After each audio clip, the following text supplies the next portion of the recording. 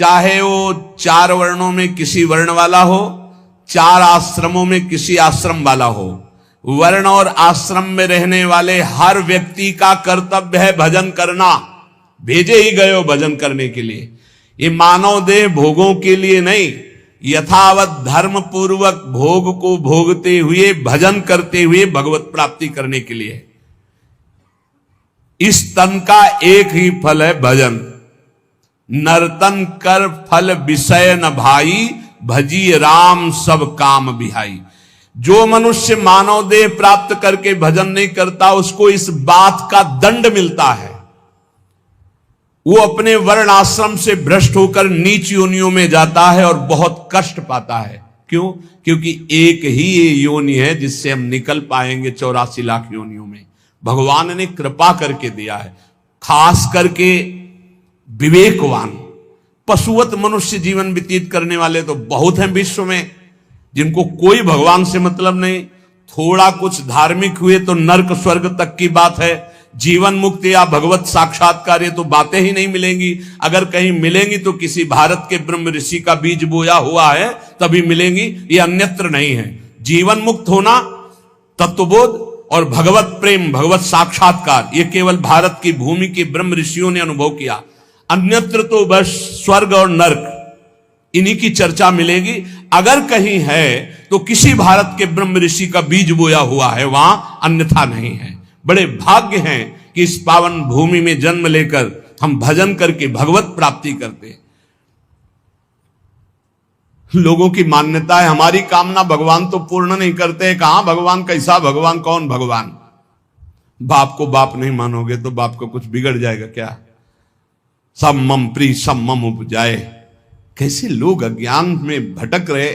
तुम करो पापाचरण, तुम्हारी बात सुनेंगे। अच्छा यही सोचो, हमारे भारत का प्रधानमंत्री है, हर प्रयास करता है, कोई भी बने अपनी बुद्धि से प्रयास करता है भारत उज्जवल हो। यदि सत्य मार्ग का पथिक है, वो अपने कर्तव्य को समझता है तो ही सोचेगा भारत उज्जवल भविष्य वाला बने, भारत धनाढ्य बने, भारत एक बलवान देश बने, भारत की हर प्रजा सुखी रहे। इसके बाद उसी का बनाया हुआ कानून है। अगर इसके विपरीत ऐसा करता है कोई तो उसको इतनी सजा, उसको ये दंड, उसको ये दंड। ऐसे ही भगवान का विधान है। यदि आप धर्म मार्ग में चलोगे तो उज्जवल भविष्य वाले, आप अध्यात्म बल से बलवान, आप परमानंद की प्राप्ति करने वाले। आप विपरीत मार्ग में धर्म विरुद्ध चलोगे तो आपको रोग, शोक, दंड, चिंता, भय, शोक, नरक, मृत्यु ये सब प्राप्त होंगे। भगवान ने निर्णय कर दिया। अगर अब आप साबित हो चुके हो महापापी हो और आप राष्ट्रपति को प्रार्थना करें कि मेरी फांसी टाल दी जाए और उनकी मौत हो जाए, तो न्यायाधीश के द्वारा पास किया हुआ आपका फांसी का मृत्यु दंड भी टाल दिया जाएगा। ऐसे ही भगवान कह रहे सर्वधर्मान परित्यज्य, रास्ता बता रहे मामेकम शरणम ब्रज अहम त्वाम सर्व पापेभ्यो मोक्षयिष्यामि मा शुचा। ए भगवान ये पूर्ण कर दो। क्या किया तुमने भगवान के लिए? भगवान ने तुम्हें मानव देह दिया, भगवान ने प्रकृति दी, भगवान ने सब कुछ व्यवस्था की। तुम केवल पापाचरण करो, भगवान तुम्हारी नौकरी करे। तुम भगवान के अंश हो, भगवान ने तुम्हें देह दिया, भगवान ने प्रकृति दिया, तुम भगवान के लिए क्या कर रहे हो? तुम हमारी समाज के लिए जो भगवान ने रचा है उसके लिए क्या कर रहे हो? अपनी वासनाओं की पूर्ति। तो दंड नहीं भोगोगे और क्या भोगोगे? तुम्हारे गाली देने से भगवान कोई छोटे हो जाएंगे? तुम्हारे थूकने से आकाश गंदा हो जाएगा? तुम कर सकते हो तो सिर्फ अपना बुरा कर सकते हो और कुछ नहीं कर सकते। लिख लो हमारी बात। अगर कुछ भी मंगल हो रहा है तो भगवान के बनाए विधान से मंगल हो रहा है। संत समागम, हरिकथा, नाम जप, भगवत आराधना, ये उनकी कृपा से हो रहा। तुम कर सकते हो तो शब्द लिख लो, केवल अपना बुरा कर सकते हो, वही बुरा कर रहा है। भगवान को गाली दे रहा है, भगवान को नहीं मान रहा, नास्तिकता बढ़ रही, मनमानी बेवजह। भगवान ने मेरा कर्जा नहीं, कर्जा लेते समय भगवान से पूछा था? कर्जा लेते समय भगवान से विनय की थी? धर्म से चला है तू? भगवान की आज्ञा का पालन कर रहा है तू? अरे भगवान तो सबके पिता हैं, परम उदार हैं। गाली देने वाले को भी प्रकृति से नहीं रोकते कि इसको श्वास मत लेने देना, ये मुझे गाली देता है। नहीं, अच्छी ऑक्सीजन देते हैं, पानी देते हैं, भोजन देते हैं। उसके लिए पृथ्वी फट नहीं जाती है, उसको भी पृथ्वी अपनी गोद में रखती है जो भगवान को गाली दे। कैसे नीच बुद्धि वाले अपना काम बनाने के लिए आए हो और अपना काम बिगाड़ रहे हो। जिनसे काम बनना है उन्हीं में नास्तिकता कर रहे हो। कौन है आधार यहां इस जगत का? वही सर्वाधार परमात्मा। तुम अंधे हो, दिखाई नहीं दे रहा? ये सूर्य किसके बल से तेजवान है? ये वायु किसके बल से चलती है? किसके बल से पृथ्वी? आप देखो किसके आदेश से हो रहा है। एक जरा सा झटका आता है, प्रांत का प्रांत चकनाचूर हो जाते हैं। वो सामर्थ्यशाली भगवान है। तुम्हारे कुछ कहने से होगा? चींटी की तरह पिस जाओगे। उसकी शक्तियां अनंत हैं होश में। अगर जीवन को मंगलमय सार्थक बनाना है तो एकमात्र भगवान की शरण है। और अगर कुछ भी और करोगे तो अपने को बर्बाद करोगे, सिर्फ बर्बाद करोगे, सिर्फ विनाश करोगे अपना, और कुछ मंगल नहीं कर सकते। भगवान का आश्रय ले लो, वो बहुत करुणामय है। ये जो पुरुष चारों वर्ण या चारों आश्रम में है, यदि भजन नहीं करते तो इस बात का दंड मिलेगा कि मानव देह तुम्हें मिला है भगवत प्राप्ति के लिए। देखो, बोले भला पिता अपना बालक का अहित चाहता है? हां, चाहता है। एक पिता के पुत्र ने किसी नाबालिग का बलात्कार करके उसको मार डाला। उससे वो समाचार वाला पूछता है कि आप अपने ऐसे पुत्र के लिए क्या बोलेंगे? तो बोले यही बोलूंगा कि जल्दी से गिरफ्तार किया जाए और उसको फांसी की सजा दी जाए। मेरे बालक ने ऐसा अपवित्र कार्य किया, मैं कभी देखना नहीं चाहूंगा कि वो मेरे सामने आवे, उसको जल्दी से जल्दी पकड़ा जाए और ये जब एक साधारण पिता ऐसा बोल सकता है तो असाधारण पिता जो धर्म के विरुद्ध चलेगा, तिनकर काल रूप में भ्राता, वो भगवान साक्षात धर्म स्वरूप है। कोई धर्मात्मा पिता नहीं चाहेगा कि उसका पिता अपवित्र कार्य करे और उसे गले से लगाए। फिर भी मेरे भगवान कह रहे हैं, अहम तो हम सर्व पापेभ्यो मोक्षयिष्यामि मा शुचा अपिचेत सुदुराचारो भजते माम अनन्य भाग। महादुराचारी भी हो तो आ जाए कह के कि प्रभु मैं आपका हूं, आपके सिवा कोई मुझे नहीं बचा सकता, तो मैं तुम्हें साधु सम्मंतव्य सम्यक व्यवसिता हिस्सा, मैं तुम्हें साधु बनाऊं। फिर भी भगवान को कैसे शब्दों से बोलते, कोई भगवान नहीं। मन मानी आचरण करो, पता चल जाएगा भगवान है कि नहीं। अंतिम समय तक तो पता चल जाए। एक डॉक्टर बोले थे हमसे, जब गंगा किनारे भ्रमण करते थे, बहुत अमेरिका से पढ़ के आए थे, मार विज्ञान छांटते चले जाए, कौन भगवान, कैसा भगवान, क्या। अब गंगा किनारे तो एक अलग रहनी थी, उदासीन ना बोलना किसी से। तो उनसे कहा नहीं, ऐसा अपमान मत करो, भगवान अब कैसे हम तुम्हें छाती चीर के दिखावें कि हैं हम ऐसे जी रहे हैं, ये साधु महात्मा ऐसे जी रहे हैं, केवल हवा में जी रहे हैं, नर्क स्वर्ग की चाह नहीं। लेकिन छाती से कहता हूं, हृदय से कहता हूं, त्रुटि हमारी, करुणा उनकी। अगर कहीं भी हमें कुछ भी असंतोष हुआ है तो मेरे आचरण का, मेरे विचार का, मेरी क्रियाओं का हुआ है, और उनकी कृपा का वार पार नहीं। अपार करुणा करुणालय। और मिलना, तुम बहुत दूर हो हमसे, तुम दूर हो, लेकिन मेरे प्रिया प्रीतम मेरे से दूर नहीं। अब वो कोई ऐसी दूरबीन नहीं कि मैं तुम्हें दिखा सकूं कि देखो। ये हम कोई प्रमाण तुमसे नमस्कार नहीं चाहने के लिए कह रहे, ये इसलिए कह रहे कि प्रभु कितना प्यार करते, तुम्हें कैसे बताऊं। हजारों प्राण हो तो न्यौछावर कर दे, ऐसा प्यार करते हो। ऐसे नहीं को स्वप्न में आके प्यार करते हो, भाव में आके प्यार करते हैं। जैसी भावना करोगे वैसे ही तुम्हें अनुभव कराएंगे। वो है प्रत्येक कण में है, प्रत्येक क्षण में वो मेरे साथ है। ऐसा बिल्कुल माइक से कह रहा हो, आचार्य बल से, गुरु बल से, कि विश्वास करो, वो केवल ध्यान का विषय नहीं है, वो केवल भजन का विषय नहीं है। वो मित्र की तरह मिलते हैं, वो संभाषण करते हैं, वो साथ खेलते हैं। पर ये बात वही देख सकता है जो उन तक पहुंच चुका है, जो उनके चिंतन में तन्मय है। अन्यथा ये मायाकृत नेत्रों से बात नहीं देखी जा सकती। इसलिए उसका पतन निश्चित है जो मनुष्य शरीर पाकर के भजन नहीं करता है। भगवान ने केवल भजन के लिए दिया है। दुष्यंता पर कायेषु स्वात्मानम हरिमीश्वरम मृतकेशानुबंधेस्मिन् बद्ध स्नेहा पतंत्यधः। भाई शरीर का अभिमान मत करो, ये मरा ही मरा, अभी मरा या कल मरा, मरा ही है पक्का। मृत्यु प्रतिपल साथ है। ये शरीर मृत शरीर समझो, कब छूट जाए कुछ पता नहीं। इसके संबंधी भी छूट जाएंगे। इस शरीर से प्रेम गांठ करने का मतलब है नरक यात्रा तय करना। इसलिए इससे ज्यादा प्यार मत करो। इसे खूब कई बार हमने प्रार्थना की साधकों से, इस शरीर को ऐसा समझो जैसे कंजूस मालिक बेईमान नौकर से काम लेता है, ऐसे ले इससे। इसको छूट दे दी तो ये पूरी की पूरी जिंदगी बर्बाद कर दे। इसे बेईमान जैसे नौकर ना हो। ईमानदार नौकर अपने आप काम करता है, ये अपने आप नहीं करेगा। बेईमान नौकर जो आराम करना चाहता है, लगाओ काम में 4 घंटे, 124 घंटे में 20 घंटे इसको संसारिक काम, साधना के काम, भजन कार्य, आनंद समेट लो। यहां कमाने आए हो, यहां कोई तुम्हारा घर नहीं, कोई मकान नहीं, कोई दोस्त नहीं, कोई परिवार नहीं। ये परदेश है स्टेशन जैसा। तुम्हारी टिकट कटी, भागे, पूछोगे भी नहीं कि ये पत्नी तुम कैसे रहोगी, ये बच्चों तुम कैसे रहोगे। नहीं, चले गए, दोबारा कभी देखने को नहीं मिलेगा। न तुमको वो, न वो तुम्हें, कभी नहीं मिलेगा।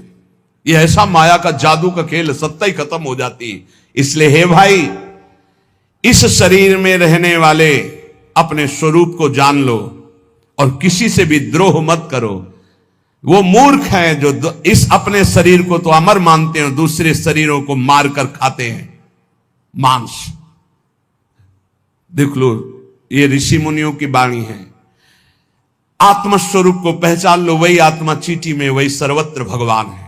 वो मूर्ख हैं जो अपने शरीर को आत्मा मानकर पोषण करते हैं, दूसरे शरीरों की हत्या करके उनका मांस खाते हैं। बोले हम हत्या नहीं करते, हम तो दुकान से ले आते हैं, तो बराबर फल मिलता है। कर्ता, प्रेरक, अनुमोदन, तीनों को बराबर पाप मिलता है। एक जो काट रहा है, एक जो खरीद के ला रहा है, और एक जो बनाकर पका करके खा रहा है, खवा रहा है। तीनों को नरक बराबर दंड मिलेगा। कर्ता, प्रेरक, अनुमोदन। ये कैवल्यम संप्राप्ता ये चातातिश्च मूढ़ताम त्रैवर्गिका क्षणिका आत्मानम घातयन्ति ते। जो लोग ये भगवत प्रदत्त शरीर प्राप्त करके कैवल्य परम पद प्राप्त नहीं कर लेते और ज्ञान बघाड़ते रहते हैं, वो पूरे ज्ञानी भी नहीं है और पूरे मूर्ख भी नहीं है। उनकी बड़ी दुर्दशा होती, ना इधर के रहते ना उधर के रहते, मजरे ढो। सदैव वो अर्थ, काम, वासना इन्हीं में फंसे रहते हैं। एक क्षण के लिए उनको चैन, शांति नहीं मिलती। जो मनुष्य शरीर पाकर अपना उद्धार नहीं कर लेता, वो अपने पैरों में मानो अपने हाथ से कुल्हाड़ी मारकर काट रहा है, वो आत्मघाती है, वो दुर्गति को प्राप्त होता है। एत आत्महनो अशांता अज्ञाने ज्ञान मानिनः सीदंत्य कृत कृत्या वही काल ध्वस्त मनोरथा। ऐसे जो ज्ञान बगाड़ते रहते हैं और ब्रह्मबोध नहीं किया, निरंतर भजन नहीं करते, इनको आत्मघाती कहते हैं। जानते हैं पर मानते नहीं हैं। ये इन आत्मघातियों को कभी शांति प्राप्त नहीं होती, इनकी कर्म परंपरा कभी नष्ट नहीं होती। काल भगवान सदा सर्वदा इनके मनोरथों पर पानी फेरते रहते, हृदय की जलन विषाद कभी मिटने को नहीं होती। इसलिए हित्वात्यायास रचिता गृहापत्य सुहृच्छ्रिया तमो विशंत्य निच्छन्तो वासुदेव परांगमुखा। वासुदेव भगवान श्री कृष्ण के चरणों का आश्रय ले लो, उनसे विमुख मत हो। विमुख होकर यदि तुमने धन, रुपया, पैसा, मकान सब समेट भी लिया तो भाई जब जाओगे कुछ साथ नहीं। एक बार कृष्ण कहा, एक बार राम कहा, एक बार राधा कहा, ये सत्य वस्तु तुम्हारे साथ जाएगी। इसलिए बार बार राम राम, कृष्ण कृष्ण, हरि हरि, राधा राधा बोलते हुए अपना काम करो तो तुम्हारा लौकिक भी पुष्ट और पारलौकिक भी पुष्ट हो जाएगा। जो भगवान नाम जप नहीं करता, भगवान से विमुख है, ना चाहने पर भी विवश होकर उसे घोर नरक में जाना पड़ता है। इसलिए सदगति प्राप्त करने के लिए नाम जप अत्यंत आवश्यक है। ये कलिकाल की बड़ी महिमा वर्णन की भगवान व्यास जी ने। जो फल सतयुग में 10,000 वर्ष ब्रह्मचर्य रहकर दोनों हाथ उठाकर दाहिने पैर के अंगूठे के बल खड़े होकर भजन करने से मिलता था, ध्यान दीजिए कितना कलयुग का कृपा प्रसाद है। कलयुग को बहुत बुरा कहा जाता है, तो ये बात पक्का समझो, 2 पक्ष सब में होते हैं, कृष्ण पक्ष और शुक्ल पक्ष। एक अंधेरे का पक्ष, एक प्रकाश का। तो कलयुग में 2 पक्ष हैं। एक अंधेरे का पक्ष अगर भगवान से विमुख हो तो नष्ट कर देगा। यहां कह रहे हैं भगवान महर्षि वेद व्यास देव जी, यत्कृते 10 हायनेन तत् द्वापरे तश्च मासेन होरात्रेण तत्कलौ तपसौ ब्रह्मचर्यस्य जपादेश्च फलम द्विजा प्राप्नोति पुरुषस्तेन कलिसाध्यति भासितम। सतयुग में 10,000 वर्ष ब्रह्मचर्य से रहकर दाहिने पैर के बल अंगूठे के खड़े होकर दोनों हाथ उठाकर मंत्र जपने से जो फल मिलता था वह त्रेता में 1 वर्ष ऐसी साधना, द्वापर में 1 मास 1 महीने और कलयुग में 24 घंटे नाम कीर्तन करने से वो फल प्राप्त हो जाता है। सतयुग में 10,000 वर्ष तक, सोचो कितना बड़ा। कलयुग जैसा कलयुग समयुग आन नहीं, जो मन कर विश्वास, जो नर कर विश्वास।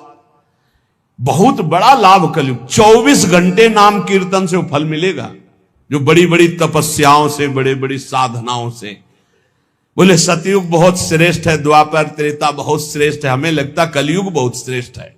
धन्य है कलयुग जो 24 घंटे नाम कीर्तन से वो हजारों वर्ष की तपस्या का फल प्राप्त करा दे। भगवान व्यासदेव जी कहते हैं मैं कलयुग की पूजा करता हूं, मैं उसे सर्वश्रेष्ठ कहा कि सतयुग में ध्यान, त्रेता में यज्ञ, द्वापर में देवार्चन। ध्यायन कृते यजन यज्ञ त्रेतायाम द्वापरेर्चयन यदाप्नोति तदाप्नोति कलौ संकीर्त केशवम।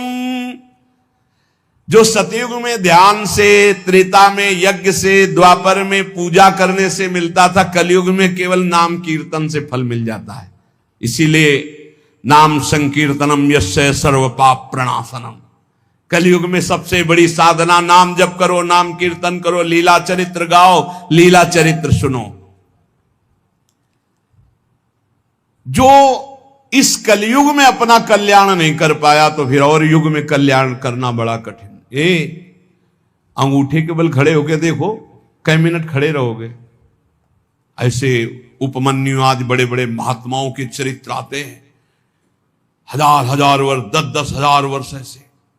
अरे यही सौभरी ऋषि यमुना में डुबकी लगा के भजन करके देखो, कई मिनट करोगे। जल को स्तंभित कर दिया, समाधिस्थ। ऐसे ऐसे महात्मा, अपने लोग महात्मा कहते हैं अपने को। डुबकी लगा के 2 मिनट नहीं रुक सकते नीचे, वो समाधिस्थ हैं। मछली को देख के 50 ब्याह करते हो, तुम मोबाइल में देख के क्या करोगे, तुम्हारे क्या होगा। इसीलिए बहुत होश में। कलयुग में बहुत महानता है भगवत प्राप्ति की, बहुत सुविधा है भगवत प्राप्ति की, होश में हो जाओ तो। पर ये होश रहने नहीं देता। ये किसके होश उड़ाता है, इसका प्रवेश कहां है, बता चुके कई बार। मदिरा पान करने वाला, मांस खाने वाला, पराई स्त्री से व्यभिचार करने वाला और स्वर्ण चोरी करने वाला, जुआ खेलने वाला, छल झूठ कपट रजोगुण, ये सब इसके स्थान है। नाम जप करो, पवित्र भगवत प्रसाद पाओ। कहां कलयुग है, आनंद ही आनंद। बोलो यहां कितनी देर कलयुग लगा तुम्हारे ऊपर, आनंद ही आनंद है। कलयुग समजुग आन नहीं, जो नर कर विश्वास, गाय राम गुण गण विमल भौबिन तरह प्रयास। कितना बड़े कलयुग केवल नाम आधारा, कोई बात और हो ना हो, राधा राधा राधा पार हो गए। सुखस्यांतरम दुखम दुखस्यांतरम सुखम पर्यायेणोपसर्पन्ते नरम नेमि मरा इव। भाई जैसे रात के बाद दिन आता है, दिन के बाद रात आती है, ऐसे तुम सुख में हो तो दुख आने वाला है, तैयार हो जाओ। और दुख में हो तो सुख आने वाला है। सुखम श्यांतरम दुखम दुखश्यांतरम सुखम, भगवान व्यासदेव जी कह रहे हैं। ये पक्का तुम्हारे पूरे जीवन क्रम लगा रहेगा, क्योंकि तुम्हारा प्रारब्ध रच चुका है। सुख के बाद दुख, दुख के बाद सुख, ऐसा चलेगा। ये चक्र की तरह चलता रहता है। इसलिए तुम सुख में भूलो नहीं और दुख में प्रभु को भूलो नहीं। नाम जप निरंतर करो तो सुख दुख से परे हो जाओगे। जातस्य नियतो मृत्यु पतनम च तथोन्नते विप्रयोगावसानस्तु संयोगा संचय क्षय। विज्ञायना बुधा शोकम न हर्षमुपयांति ये तेषामेवे तरे चेष्टाम शिक्षंता संति तादृशा। हे भाई, मेरी बात सत्य मान लीजिए। जातस्य नियतो मृत्यु, तुम्हारा शरीर जन्म लिया है ना, मरेगा पक्का। कल एकांतिक में एक भाई से पूछा, प्रश्न कर रहे थे, भाई तुम्हें कभी आता है कि मरोगे? बोले नहीं। हमारा सत्संग सुनना रोज मिलेगा ये आपको। सत्संग में एक बार तो रोज आएगा कि तुम मरोगे, नहीं आएगा? रोज आता है। आपका तो अभ्यास बन गया होगा सुनने का कि मरने वाली बात तो रोज आती है। यही हमको संभालेगी, क्योंकि जाना है। जो संभलते नहीं हैं वो लड़खड़ा के गिर जाते हैं। रोज संभलना है, मरना है। जातस्य नियतो मृत्यु पतनम च तथोन्नति ही। अगर शरीर जन्मा है तो मरेगा आज, नहीं तो कल तैयार हो जाओ। जाना है, जाना है। कब जाना है पता नहीं है। फांसी वाले को तो समय बता दिया जाता है कि कल 12 बजे होगी, अपने को अपना ये भी समय नहीं पता है, पता नहीं कब जाना है। उसे पता हो जाए तो अच्छा रहता है। सब डर जाते कि इतना रह गए। बर्थडे कोई तो मनाता नहीं, शोक डे जरूर मनाता, लेकिन अब पता नहीं इसलिए बर्थडे मना रहे हैं। वैसे तो नहीं मनाना है, नहीं मनाना है। मनाना है गुरु प्रदत्त जन्मदिन। जिस दिन से दीक्षा हुई वही दिन हमारा सार्थक है। और यदि मनाना है तो नाम कीर्तन करके मनाना है। बर्थडे कैसे मनाया जाता है जानते हो? प्रिया प्रीतम को विराजमान करो, श्रृंगार करो, ब्याहुला करो और रात भर कीर्तन करो और खूब सबको पकवान पवाओ और जय जयकार लगाओ। हम कह रहे रोज बर्थडे मनाओ, बहुत बढ़िया है भैया। इस तरह का बर्थडे, इस तरह का बर्थडे। खोल रहे हैं शराब, गंदी गंदी सब खान पान और नाच रहे हैं, और ये कोई बर्थडे? समय नष्ट कर रहे हैं। कितना कीमती, राधा राधा राधा, कितना कीमती समय आप कैसे नष्ट करो? बहुत लोभ लगता है। इतना कीमती, एक श्वास खरीद नहीं सकते 50 वर्ष की कमाई में। 50 वर्ष की कमाई की जो श्वासें तुमने व्यर्थ की, सब श्वासों के द्वारा जो आपने धन एकत्रित किया, एक श्वास नहीं खरीद सकते। ऐसा कीमती श्वास राधा राधा। कह रहे नित्य ये ध्यान रखो कि शरीर जन्मा है तो मरेगा। कुछ अच्छा नहीं लगेगा ये बात ध्यान रखने पर, नहीं लगता अच्छा, कुछ अच्छा नहीं लगता। बस यही लगता है कि एकांत हो जाए, कितना भजन कर ले, बस यही सार्थक है। जीवन की सार्थकता नाम जप कर लो। मरना है यार, कोई साथ नहीं जाने वाला। और आपको अनुभव की बात बता रहे, सब अपने लिए तुमसे प्यार करते, तुम्हारे लिए कोई प्यार नहीं करते। किसी ने हमसे कहा कि आपको तो बहुत लोग प्यार करते हैं। हम कहा आपकी नजर में, हमारी नजर में नहीं। वो कहा क्यों, आपको ऐसा क्यों नहीं लगता? हम कहा हमें इसलिए नहीं लगता कि सब अपने लिए हमें प्यार करते हैं। हमारे लिए तो प्रिया जो प्यार करते हैं, सिर्फ प्रिया जो, वो हमारे लिए प्यार करती है। सब अपने लिए, हमारे लिए नहीं। हमारे लिए तो प्यार करते तो पहले भी प्यार होता ना, नहीं हुआ। हमारे लिए तो प्रिया जो पहले भी प्यार करती थी, अब भी प्यार करती है, और वो करती ही रहेंगी क्योंकि उनका स्वभाव है ऐसा। संसार का प्यार भगवत समर्पण करने के लिए हमें मिल रहा है। आपका प्यार लिया प्रियाजू के चरणों में समर्पित, हमारे लिए नहीं, हमारी प्रियाजू के लिए। हमारे लिए प्यार सिर्फ हमारी प्रियाजू का है। आप प्यार करते हैं प्रियाजू के लिए, आप प्यार करते हैं, उस प्यार को प्रियाजू के चरणों में हम चढ़ाते हैं। वो प्यार मेरे लिए नहीं, वो प्रियाजू के लिए, जिससे आपको प्रियाजू कृपा करके प्यार करें, आपका दुख नाश करके परम सुख प्रदान करें। तो हे भाई, जिसका जन्म हुआ उसकी मृत्यु निश्चित है, और जिसकी आज उन्नति है कल उसकी मृत्यु, उसका विनाश, उसका पतन। यही खेल है मृत्यु लोक का। ये बात परसों सत्संग में कही थी। पहले ये नहीं था और बाद में भी ये नहीं रहेगा। हे अर्जुन, ये बीच में दिखाई दे रहा है, इसलिए इस पर विश्वास नहीं। कभी भी उन्नति को उन्नति रूप में स्थायी कहीं नहीं पाया गया, वो अवनति में आई। कभी भी अवनति सदैव अवनति नहीं बनी रहती, वो उन्नति को प्राप्त होती। ये चक्र चल रहा है, इसलिए अभिमान मत करो, फूलो मत, निरंतर भजन